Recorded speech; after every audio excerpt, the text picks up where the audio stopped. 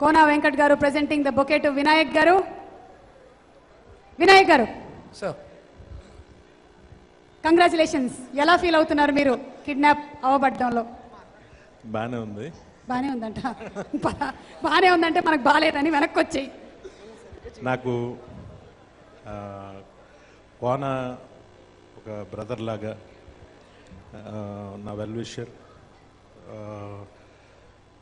తను ఏం చేసినా కొత్తగా చేయాలని ప్రయత్నిస్తాడు. శంకరాభరణం అనే టైటిల్ పెట్టి ఈ గన్స్ బీహార్ బ్యాక్డ్రాప్లో ఈ స్టిల్స్ చూసినప్పుడు నాకు చాలా కొత్తగా అనిపించింది. అంటే సినిమా చూడాలి అనే ఇంట్రెస్ట్ని క్రియేట్ చేశాడు.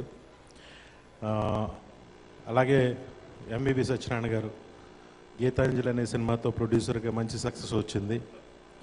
ఆ సినిమాకి కానీ ఈ సినిమాకి కానీ బ్యాక్ బోన్గా నిలిచిన కోనాకి ఇది పెద్ద హిట్ అవ్వాలని, దీంట్లో ఉదయ్ కొత్తగా పరిచయం అవుతున్న ఉదయ్ నందన్కి మంచి సక్సెస్ రావాలని, ఈ సినిమాలో పనిచేసిన ప్రతి వాళ్ళకి మంచి పేరు రావాలని మనస్ఫూర్తిగా కోరుకుంటూ సెలవు తీసుకుంటాను. Thank you very much.